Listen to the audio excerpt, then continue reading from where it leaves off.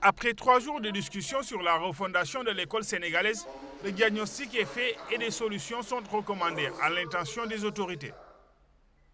Pour éviter que les conclusions finissent encore dans les tiroirs, le gouvernement s'est ainsi engagé à leur mise en œuvre.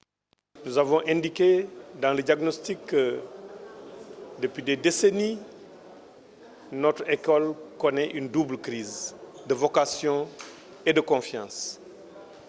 Confiance des populations vis-à-vis de l'école publique, confiance qui s'est érodée, confiance entre les acteurs eux-mêmes. L'école à bâtir devra répondre aux besoins d'un Sénégal émergent, car le développement économique et social du pays dépendra principalement de la qualité des ressources humaines formées par notre système éducatif. En ce qui concerne le pacte de stabilité, je prends l'engagement ici que le gouvernement fera sa part du travail.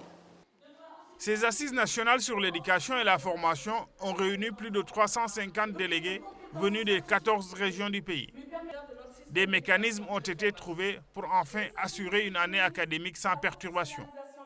On a l'espoir que, effectivement, les résultats que nous avons mis en place au travers de Djangondo, qui est une évaluation externe sur la qualité des apprentissages, ces résultats sont effectivement bien mis à contribution durant ces assises.